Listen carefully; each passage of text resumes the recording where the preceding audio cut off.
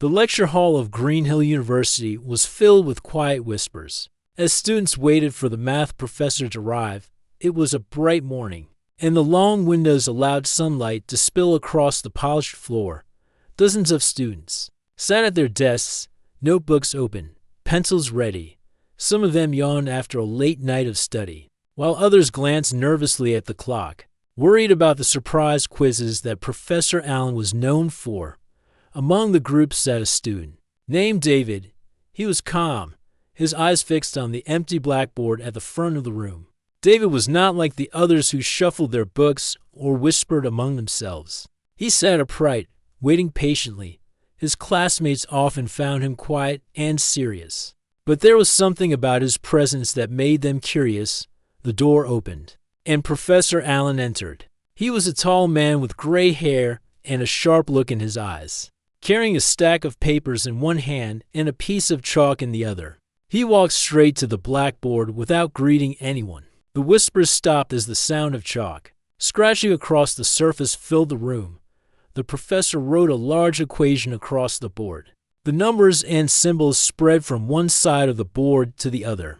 Many students leaned forward, squinting to make sense of it. Professor Allen finally turned to face the class. His voice was steady, but carried a challenge. "This," he said, pointing at the equation, "is your test for today. Solve it, and you prove your understanding. Fail, and you prove you were not paying attention during the lectures." The students quickly copied the equation into their notebooks. Some frowned. Others chewed their pencils nervously. But David simply looked at the board, his expression calm. What no one in the room knew, except for Professor Allen himself, was that the equation was not correct. It was written wrong on purpose. The professor had made a decision that morning. He wanted to test one student in particular, David. David had shown brilliance in mathematics from the very first class. He solved problems faster than others, explained solutions with clarity, and often thought of methods that even surprised the professor. Some of the other students admired him, but a few whispered doubts. Could someone like David, who came from a small town with little background in advanced studies, truly be that gifted? Professor Allen himself had started to wonder if David's success was luck or something deeper. So the professor created a plan. He wrote a wrong equation, something that would confuse most students. Anyone who blindly followed it would reach an impossible answer. Only someone who truly understood mathematics would notice the mistake. Minutes passed in silence. Students bent over their papers, erasing and rewriting as frustration grew. Some shook their heads. The numbers did not add up, and the symbols did not make sense. But David kept staring at the blackboard. He tilted his head slightly, then leaned back in his chair. His pencil touched the paper, but instead of solving the problem directly, he began checking the structure of the equation itself. His sharp mind noticed something strange. "This is not right," he whispered to himself. "The equation cannot work this way. It is built on a false step." Instead of trying to solve it, David rewrote the problem correctly in his notebook. He carefully adjusted the symbols, fixed the errors, and then began solving. His hand moved quickly, his confidence unshaken. Within minutes, he had the right solution to the corrected equation. The room, however, was filled with sighs and frustrated groans. Students erased entire pages, their work leading nowhere. Professor Allen watched closely, his eyes moving from desk to desk. Finally, his gaze settled on David. He noticed how calm the young man remained, how his pencil moved with certainty. After 30 minutes, the professor spoke again. "Time is nearly over. Pass your papers to the front, one by one." The students placed their half-finished or messy pages on the desk. When David handed his work forward, he kept his face composed. But inside, he wondered why such a mistake had been written on the board. He respected the subject too much to believe it was accidental. Professor Allen collected the papers and scanned through them quickly, as expected. Most answers were incomplete or completely wrong. Then he reached David's paper. His eyes stopped. Instead of struggling with the faulty equation, David had written a note at the top. "This equation is incorrect. Here is the corrected version and its solution." The professor read the solution carefully. It was flawless. Step by step, David had rebuilt the problem and solved it with perfect reasoning. A wave of mixed feelings went through the professor. He had planned to test David, perhaps even embarrass him in front of the class. But instead, the student had risen to the challenge. The professor placed the papers aside and faced the class once more. His voice was calm, but his eyes carried an unusual brightness. Most of you struggled today. The equation was difficult, I understand. But there is one paper here that stands out, David. Would you please come forward? The room grew silent. All eyes turned to David as he stood and walked to the front. Some students looked at him with admiration, others with envy. Professor Allen held up David's paper. This student noticed that the equation on the board was not correct. Instead of following it blindly, he questioned it, corrected it, and then solved it perfectly. That is what true understanding looks like. David stood quietly, unsure how to respond. But in that moment, something changed in the atmosphere of the classroom. Students who had doubted him now saw him in a new light. The professor nodded slowly, a small smile appearing for the first time that morning. Remember this, all of you, in mathematics and in life. Do not accept everything written before you. Question it, understand it. Only then will you find the truth. David returned to his seat, but his heart felt lighter. He knew now that his path in mathematics would not be easy. There would always be challenges, doubts, and even tests set against him. But he also knew that his mind was ready to face them. The bell rang, and the students gathered their things, still whispering about what had happened. Some looked at David with respect, others with silent curiosity. But one thing was clear: the quiet student in the corner was no ordinary learner. He was a genius waiting to shine. And the professor, who had once doubted him, now understood that this was only the beginning of something far greater. The next day, the lecture hall at Green Hill University was filled with quiet chatter again. Students still remembered what had happened the day before. Some spoke in low voices about how the professor had written a wrong equation. Others whispered about David, the student who had solved it correctly after fixing the mistake. David sat in his usual place near the middle row. His books were open, and his pencil rested neatly across his notebook. He looked calm as always, but inside, he felt the weight of new attention. For the first time, many eyes followed him as he entered the room. Some faces carried respect, but a few held doubt. Professor Allen walked in right on time. His steps echoed on the floor, and he carried no papers today, only a piece of chalk in his hand. He turned to the board immediately and drew a complex shape, not just numbers this time, but a geometric figure with angles and lines. Yesterday, the professor began, you were tested with an equation. Today, I will test you with logic. Mathematics is not only about solving numbers. It is about thinking clearly, building reason step by step, and not being afraid to challenge what does not make sense. He turned back to the board and drew a triangle with several lines crossing it. The figure looked confusing, with marks and symbols scattered across it. This problem, he said, has fooled many bright students in the past. It looks simple, but it requires more than calculation. It requires sharp thinking. Students leaned forward again, some already sketching the figure into their notebooks. The professor gave the instructions, prove that the triangle can hold to different values of area using the given measurements. A few gasps were heard. Students exchanged puzzled looks. How could one triangle have two areas? That seemed impossible. David studied the board quietly. His mind did not rush to solve the problem. Instead, he looked for patterns, for hidden meaning. He knew the professor would not ask a meaningless question. There had to be a trick, a gap in logic, something everyone else might overlook around him. Frustration began quickly. Some students argued with their neighbors in whispers. Others scribbled furiously, trying to use formulas they half remembered from textbooks. David, however, did not put his pencil down yet. He leaned back slightly, scanning the figure again. Then he smiled faintly.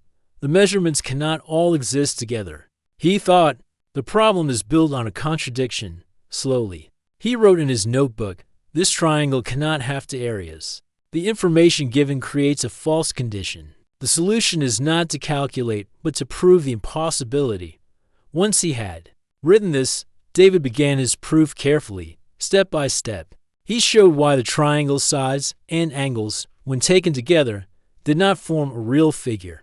It was like trying to build a house with mismatched bricks. No matter how you tried, it would collapse. The minutes ticked by. Professor Allen paced slowly at the front. Watching the students, he noticed how many of them grew restless. He also noticed David, calm as before, writing in a steady hand. When the hour was nearly finished, the professor asked the students to stop. He collected the notebooks once again. The sound of papers being stacked filled the room. After glancing through the work, he paused at David's page. His eyes scanned the proof, and a spark of satisfaction touched his face. Once again, David had not only solved the challenge but understood the hidden test behind it. The professor turned back to the class. Most of you tried to solve this problem directly, he said. You searched for numbers, for formulas, for answers that were never there. Only one student realized the truth. The problem itself was a trick. It was built on false information. To accept it blindly is to accept nonsense. David showed that the triangle could not exist, and that is the correct solution. The room fell into silence. Some students sighed in disappointment. Others glanced at David, who sat still, his notebook closed. Professor Allen spoke again, this time with more warmth in his tone. Mathematics is not about memorizing. It is about seeing clearly. Yesterday, David corrected an equation. Today, he corrected the very foundation of a figure. This is the mark of true understanding. David lowered his head slightly, not out of pride but out of humility. He had never sought attention. He simply loved the truth of numbers and logic. After class, as the students packed their things, a few gathered near him. One of them, a boy named Mark, asked, "How do you see it so quickly?" The rest of us were stuck. David smiled gently. "I do not try to rush. I just ask myself if the problem makes sense. If it does not, then I search for why."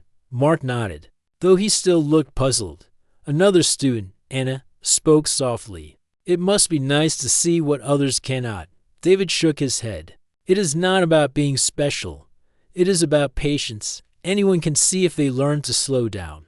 Later, as David walked across the campus, the cool breeze brushed against his face. He carried his books close to his chest, lost in thought. He wondered why the professor was testing him this way. Twice now, he had been given problems that were not normal. Was it just chance, or was there a reason?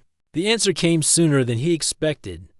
That evening, David visited the university library. He loved the silence there. The tall shelves filled with books that seemed to whisper knowledge from centuries past. As he searched for a text on advanced geometry, he heard footsteps behind him. It was Professor Allen. "Good evening, David," the professor said in a low voice.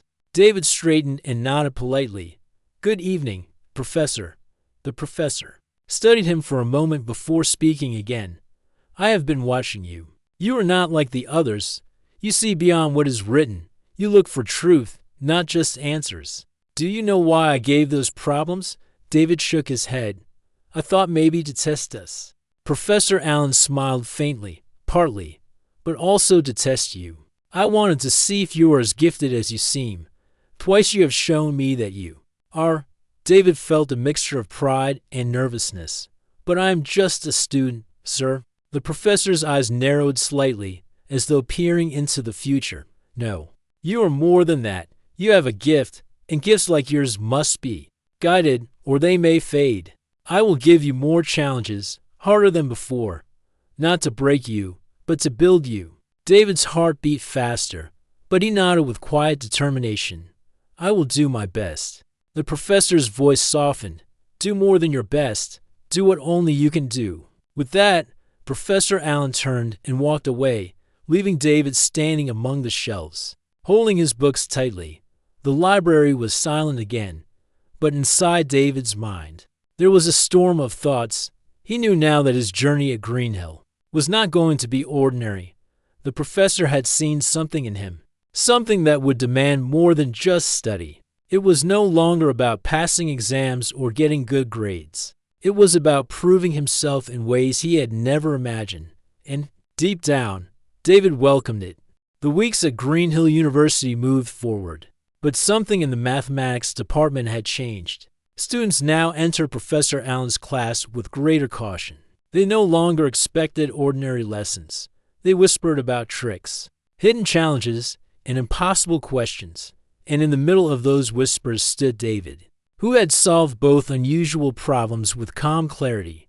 But not everyone was impressed.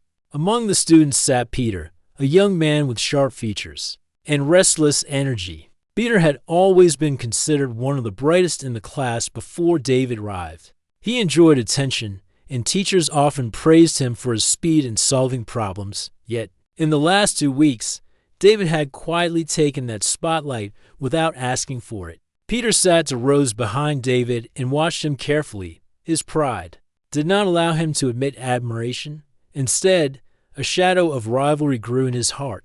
One afternoon, Professor Allen walked into class with a stack of books instead of chalk. He placed them on the desk and looked at his students. "Today," he announced, "you will not solve problems on the board. Today, you will work in groups. Each group will be given a research task. You will explore a mathematical idea and present your understanding at the end of the week." The students exchanged surprised looks. Group work was unusual in his class. Professor Allen continued, "I will decide the groups myself. Do not think this is a chance to choose your friends. I want to see how you work with those you do not expect." He began calling names, pairing students together. When he reached David, the professor paused for a moment, then spoke firmly. "David and Peter, you will work together." A quiet murmur ran through the room. Many knew that Peter and David were very different. One was loud and proud, the other quiet and thoughtful. Some even guessed there was tension between them. Peter's eyes narrowed slightly, but he nodded. David simply gave a calm look and opened his notebook. Their task was given: study the history and proof of infinite series, and prepare a written explanation with examples. As class ended, Peter walked up to David. His tone was polite, but his eyes showed challenge. "So, we are partners now. I suppose we should meet later to begin." David nodded. "Yes, the library after lunch," Peter agreed. Though inside he already decided he would not let David lead. He wanted to prove that he was the stronger mind. That afternoon, the two sat across from each other at a long wooden table in the library. The shelves around them were quiet, filled with old volumes of mathematics and science. David opened a book on series while Peter pulled out his own notes. "We should start by explaining the simple idea," David suggested. "How adding numbers can go on forever but still reach a limit." Peter smirked slightly. "I already know that. I think we should begin with the advanced formulas. The professor expects more." David did not argue. He simply turned a page and began writing. "Then let us include both. Start with the basics, then show the advanced side." For hours they worked, though not in perfect harmony. Peter often pushed his own ideas forward, while David quietly balanced them with clearer explanations. Peter wanted speed, while David wanted depth. By evening, their notes filled several pages. David looked satisfied, but Peter felt uneasy. He noticed that even when he tried to control the project, David's calm reasoning guided it back to clarity. It was as if David's quiet strength could not be ignored. The next days passed in similar fashion. They met daily, debated, argued at times, but the work grew strong. David's patience slowly softened Peter's sharpness, though Peter did not admit it. At last, presentation day arrived. Groups stood before the class one by one, explaining their topics. Some stuttered, others rushed through slides, but each tried their best. When it was their turn, Peter walked confidently to the front, with David carrying the notes. Peter began speaking quickly, showing formulas and examples. His style was bold, but at times fast. Some students looked confused. Then David stepped forward. His voice was calm and steady. He explained the same ideas in simpler words, breaking them into clear steps. He gave examples that everyone could follow, even those who usually struggled. Slowly, the class leaned forward, listening carefully. By the time they finished, the room was quiet, then filled with light applause. Professor Allen smiled. Excellent work. You combine both depth and clarity. That is how mathematics should be shared. Peter forced a smile. Though inside his pride was shaken again, he had spoken loudly, but it was David's calm words that had reached the audience. After class, Peter walked beside David for a long time. He said nothing. Finally, he muttered, "You make it look so easy, too easy." David looked at him with his usual gentle expression.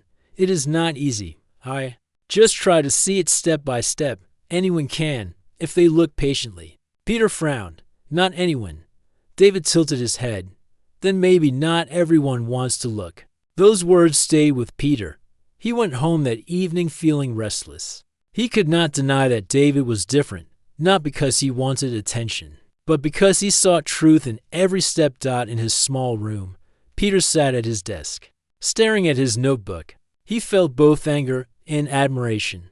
For the first time, he wondered if rivalry alone was the wrong path. Perhaps what he really needed was to learn from the one he envied. Meanwhile, David returned to his dorm room, placed his books neatly on the desk, and looked out the window.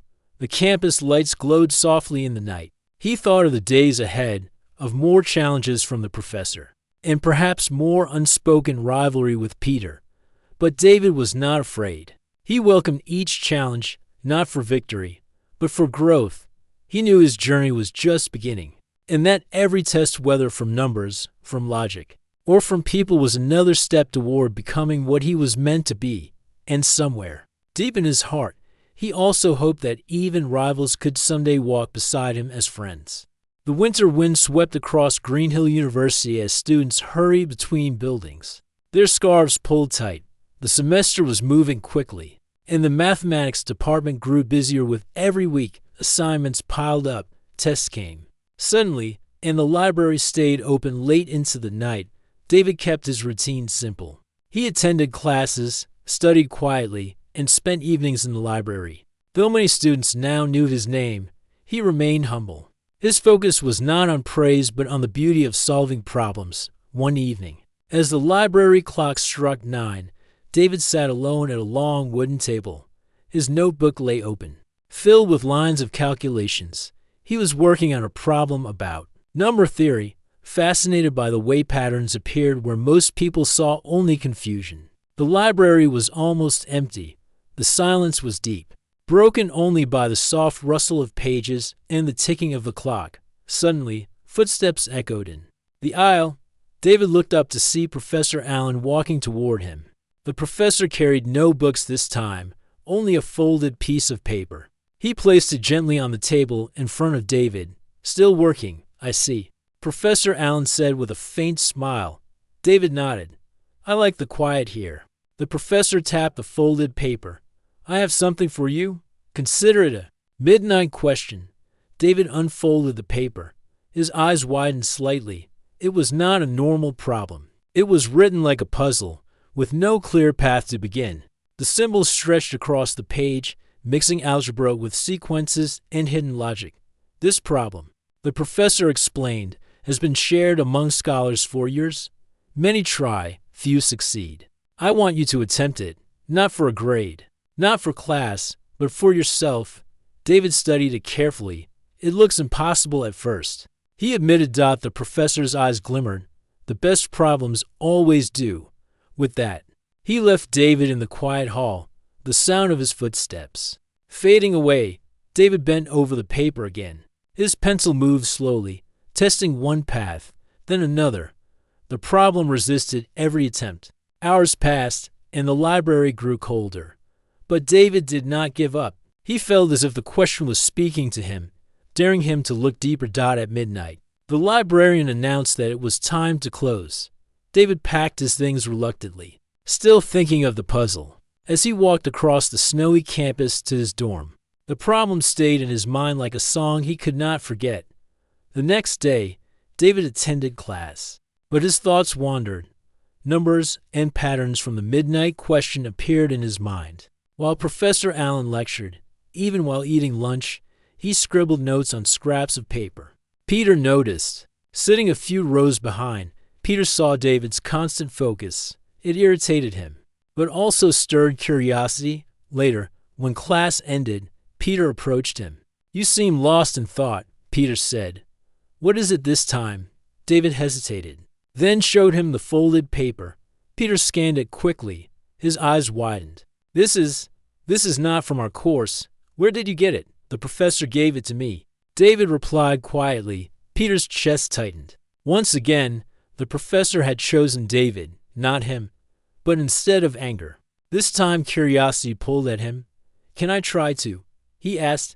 David nodded without hesitation. "Of course. Let's work on it together if you like." So that evening, the two met in the library once again. The large wooden table was covered with books and papers. David wrote one approach, Peter another. They argued, erased, and tried again. Hours passed, and the problem refused to open its secrets. At last, Peter groaned and dropped his pencil. "It's impossible. No wonder you look so tired. Why would the professor give you something like this?" David smiled faintly. "Because it looks impossible. But somewhere inside it, there must be a door. We just have to find it." Peter shook his head. "You have too much patience. And you have too much speed," David said kindly. "Maybe together we can balance it." They returned to work. Slowly, very slowly, patterns began to appear. One small discovery led to another. The numbers shifted, and suddenly a new path was visible. Their excitement grew. By the time the clock struck midnight again, both were leaning over the page, eyes bright. The solution was still far away, but the path was finally clear. Peter looked at David, breathing heavily. "I don't understand how you saw it. I thought it was just nonsense." David shook his head. "I didn't see it at first. I just refused to stop looking. Sometimes that is all it takes." The next morning, they returned to class, exhausted but determined. Professor Allen noticed their tired faces and smiled knowingly. He did not ask about the problem. He already knew they had begun to see its depth. Over the next week, David and Peter worked every evening. The rivalry between them softened into something else. Though Peter still burned with pride, he also began to respect David's calm strength. And David, in turn, valued Peter's energy and quick thinking, even if it sometimes rushed ahead too fast. Finally, one late night, the answer came. Their notebooks were filled with scratched-out pages, but the last line stood clear: the solution to the midnight question. For a long moment, they both sat in silence, staring at it. Then Peter laughed softly. "We did it," David nodded, though his face remained calm. "Yes, together." The next day, they carried their notes to Professor Allen's office. The professor listened quietly as David explained the proof step by step. Peter added details, his voice steady now, without boasting. When they finished, Professor Allen leaned back in his chair. His eyes shone with pride. "Very good. You have solved what many believe cannot be solved by students at your level. This is the mark of discipline, patience, and teamwork." Peter felt a strange warmth at those words. For once, he did not mind that David had been part of the glory. David, however, felt something deeper. He realized this was not just about solving problems anymore. It was about growing stronger, facing challenges that seemed impossible, and discovering the strength to keep going. As they left the professor's office, Peter looked at David. "You?" "No," he said slowly. "I don't think of you as a rival anymore." David smiled gently. "Then maybe we can be friends." Peter paused, then gave a small nod. "Maybe we already are." The winter wind blew again across the campus, but this time it felt different. The midnight question had not only tested their minds, but had also opened a door to something greater: respect, trust, and the beginning of a new bond. And somewhere, deep inside, David knew the professor was preparing them for challenges far beyond numbers on a page. Spring arrived at Green Hill University. The snow melted, the trees grew bright with leaves, and students filled the campus lawns with laughter. But inside the mathematics department, the air grew heavier with tension. The great yearly examination was approaching, and every student knew it would decide not only their grades, but also their future opportunities. The great examination was not an ordinary test. It was a tradition of Green Hill University. Students would face questions that pushed them far beyond textbooks. Only a few each year passed with distinction, and those few earned scholarships, research offers, and recognition across the academic world. David, as always, prepared quietly. He studied in the library, working through old exam papers and exploring new theories. He did not chase awards or praise, but he respected knowledge deeply, and he wanted to prove himself worthy of the path ahead. Peter, now more of a friend than a rival, often joined him. Their evenings of study were filled with both serious work and occasional laughter. Peter had grown calmer since the midnight question. Though his pride still flickered, he admired David's patience and slowly learned to slow down. Himself, one afternoon, as they sat in the library, Peter leaned closer. "Do you think the professor will test us with something strange again?" David gave a small smile. "He always does. That is how he teaches us." Peter sighed. "Then I hope I can keep up this time." David shook his head. "We will face it together." The day of the great examination arrived. The lecture hall was silent as students filled the seats. Each desk held a sealed paper. The air was thick with nerves. Professor Allen stood at the front, his eyes calm but watchful. "You have 3 hours," he said firmly. "This examination is not only about answers. It is about how you think. Begin." The sound of papers tearing open filled the hall. David unfolded his and scanned the questions. As expected, they were unlike anything ordinary. Some required deep logic, others demanded creative thinking. He took a deep breath and began. His pencil moved steadily, step by step. He did not rush. Round him, students frowned, erased, and sighed in frustration. Peter sat a few rows away, biting his lip as he struggled with the first problem. He glanced toward David, who appeared calm and steadied himself. He remembered David's words, step by step, slowly. He began to find his rhythm. 2 hours passed. Sweat glistened on foreheads and pages filled with calculations. Then, halfway through the paper, David's eyes fell on a question that made his heart stop for a moment. It was written in Professor Allen's careful handwriting. Prove or disprove the existence of a number that fits both impossible conditions at once. David stared at it. The conditions given were contradictory, much like the false triangle from before. He understood instantly this was another test of perception, not calculation. He began writing calmly. The conditions cannot hold together. The problem is not to find the number, but to show that no number can exist with both. As he worked, he felt a quiet strength inside him. This was the very lesson the professor had taught him since the beginning, not to accept blindly, but to seek truth. Meanwhile, Peter struggled with the same question. He tried formula after formula, but the contradictions grew. Frustration rose inside him. Then he remembered the midnight question and David's calm words, "If it makes no sense, look deeper." Slowly, Peter crossed out his work and began again. He wrote carefully, "The problem is false. The answer is to prove impossibility." When the time ended, the professor collected the papers. Students walked out exhausted, some whispering about how unfairly hard it had been. But David walked out with quiet peace. And Peter, though unsure, felt proud he had tried a new way of thinking. A week later, the results were posted on the notice board outside the department. A crowd gathered, murmuring and pushing to see. At the top of the list stood David's name, marked with distinction. His paper had not only answered correctly, but explained each step with clarity. To the surprise of many, Peter's name was listed just below, marked with high honors. He had not matched David's flawless calm, but his growth was clear. The crowd buzzed with talk. Some admired David openly, others whispered in envy, but all knew he had proved himself once again. Professor Allen, watching from a distance, felt a rare smile spread across his face. He had tested David with false equations, with broken figures, with midnight puzzles. And now with the great examination, each time, David had risen higher. Later that evening, Professor Allen called both David and Peter to his office. "You both have done well," he said. "David, your paper shows mastery far beyond your years. Peter, your growth shows that you have learned more than formulas. You have learned patience." Peter bowed his head slightly. "It was not easy, sir." The professor's eyes softened. The best lessons never are. He turned to David. You have shown great strength. But remember, genius is not only for solving numbers. It is for building, guiding, and lifting others as well. One day, you will be asked not just to solve problems, but to lead. David listened carefully. His heart felt the weight of those words. He did not see himself as a leader, only as a seeker of truth.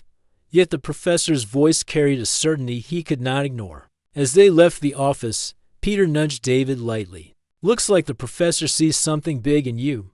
David shook his head. He sees what can be, not what is. I still have much to learn.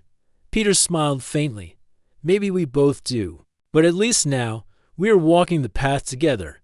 The sun set over Green Hill University, painting the sky with gold.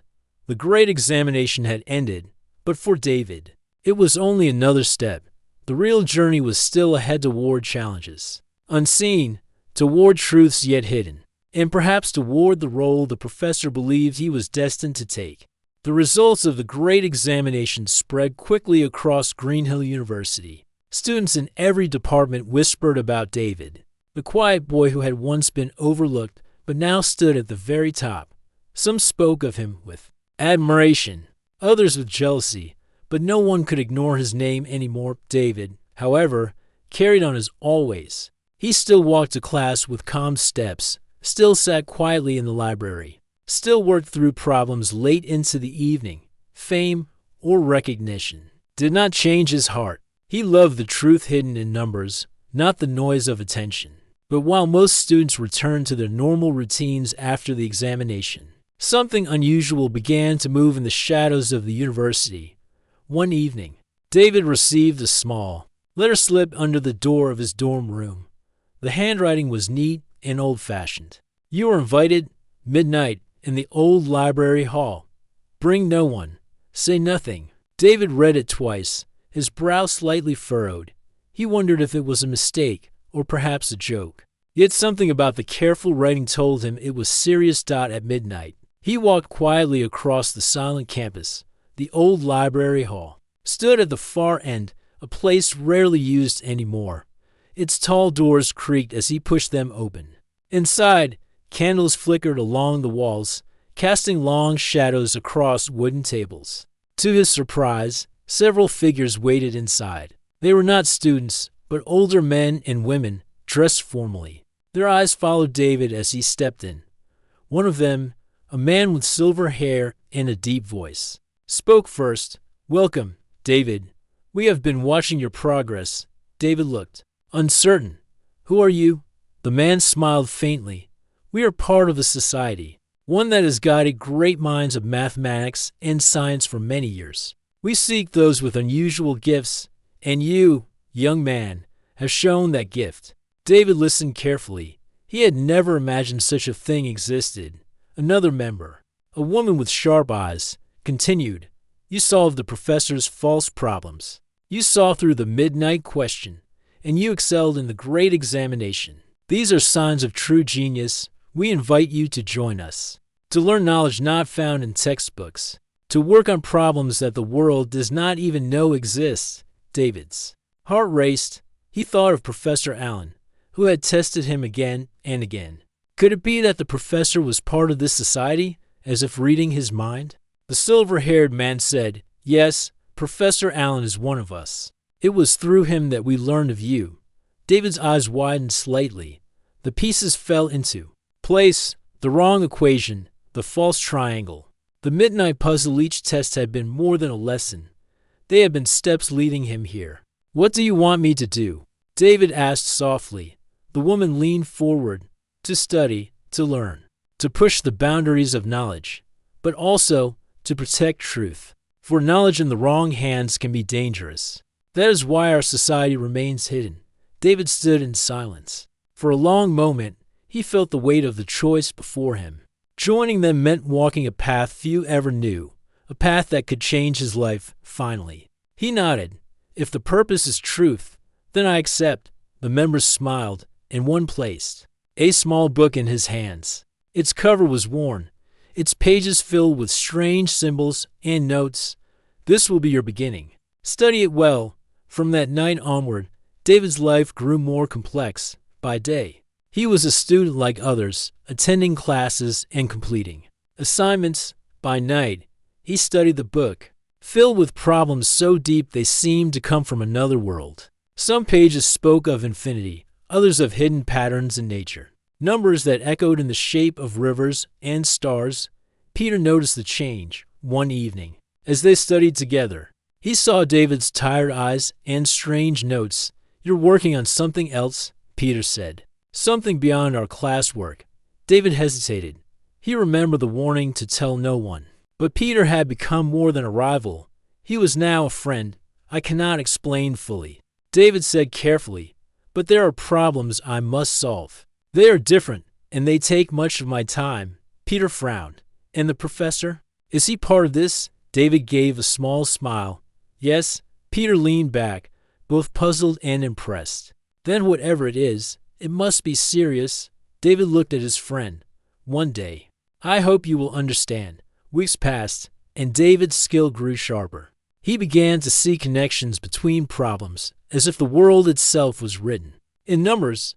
The society gave him more tasks, each harder than the last. Some nights he solved them, other nights he failed, but always he learned. Then one evening, Professor Allen called him to his office. The room was quiet, filled with books and old papers. "You have stepped into a larger world," the professor said, "but with greater knowledge comes greater tests. Are you ready for what lies ahead?" David's voice was steady. "I will do my best." The professor studied him closely. "Good, because the next challenge will not be on paper. It will be in the real world." David's heart quickened. He did not know what the professor meant, but he sensed that his journey was about to take a turn far greater than anything he had faced.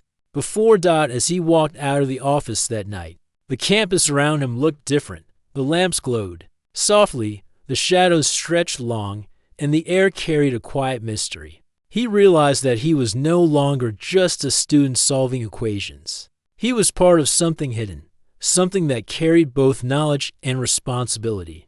And though he did not yet know what the real-world challenge would be, he felt ready to face it. For he had learned the greatest lesson of all, that truth, once seen, could never be forgotten.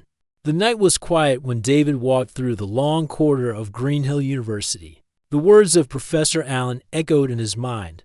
The next challenge will not be on paper. It will be in the real world. David did not yet know what that meant, but he felt that something important was coming. 2 days later, he was called again to the old library hall.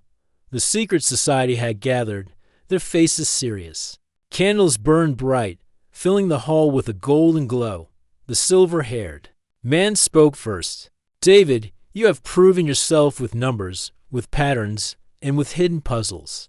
But the true value of knowledge is not only in solving problems, it is in how we use it. Tonight, you will face your final test." David stood still, waiting. The woman with sharp eyes placed a map on the table. The map showed a nearby town where a new bridge was being built. "This bridge is poorly designed. The engineers have made a mistake. In their calculations, if left unchanged, the bridge will collapse. Within weeks, many lives could be lost. Your task is to find the error and give the correct design. You have only 2 days." David leaned over the map. The drawing showed beams, supports, and weight measurements. His heart pounded. This was no classroom puzzle. This was real. Professor Allen stepped forward. "You are not alone. We will give you access to documents, but the solution must come from you. If you succeed, you will save lives. If you fail, the bridge will fall." David nodded slowly. "I will do it." For 2 days, he worked without rest. He sat with sheets of paper, sketching and erasing, testing numbers again and again. Peter noticed his absence from class and grew worried. On the second night, Peter found David in the library, surrounded by papers. "What are you doing? You look exhausted." David sighed. "I cannot tell you everything, but I am working on something that matters." Peter sat down. "Then let me help. Even if I do not understand it all, I can share the burden." For a moment, David hesitated. He remembered the rules of secrecy, but he also remembered the words of the society. Knowledge must protect lives. This was not about secrecy. This was about saving people. So he explained, step by step, showing Peter the faulty design of the bridge. Peter listened carefully, then began helping with the calculations. Together they worked through the night. By morning, they had the answer. The bridge needed stronger support beams, and the angle of its foundation had to change. Without these corrections, the weight would break it apart. David gathered the corrected designs and brought them to the old library hall. The society studied his work in silence. Then the silver-haired man lifted his head and spoke. You have done it. This design is correct. Lives will be saved. The woman added. You have passed the final test, David. You did not only solve with numbers. You solved with courage, and you did not hesitate to trust a friend. That shows wisdom beyond equations. Professor Allen looked at David with pride. From the first day, when you solved the wrong equation I wrote on the board, I knew you were different. And now, you have proven that true genius is not only about brilliance, it is about responsibility. David felt a wave of relief. For the first time, he understood why the professor had tested him so harshly. Every challenge had been preparing him for this moment. The society members stood, one by one, and bowed their heads slightly. Welcome, David. From this day, you are one of us. David accepted the honor with humility, but deep inside, he knew something even more important. Knowledge was not meant to make him proud. It was meant to serve others. In the weeks that followed, the bridge project was corrected according to David's designs. When it was completed, it stood strong and safe. People from the town crossed it every day, never knowing that a young student had saved their lives. Back at the university, David continued his studies. But now, everything felt different. He still loved the quiet library, the chalkboard, the silent beauty of numbers. Yet he also carried a new strength inside him, the knowledge that his gift was not only for himself, but for the world. Peter remained his closest companion. Though he did not know all the secrets of the society, he had stood by David in the darkest hour.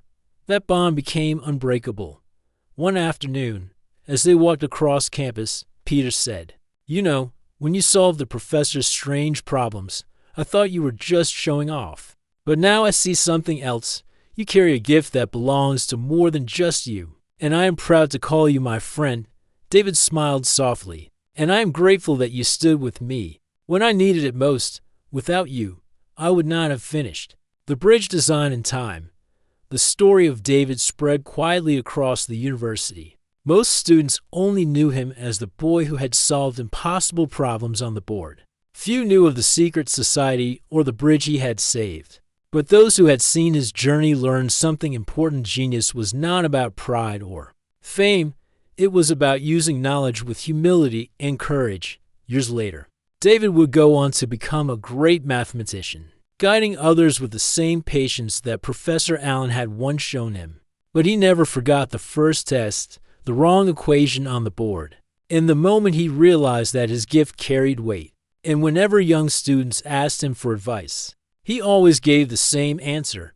Do not fear mistakes, and do not chase applause. Seek truth, and when you find it, use it to help others. That is where real genius lives. And with those words, the boy who had once been tested with a false equation became a light for many, showing that knowledge, when guided by humility, could truly change the world.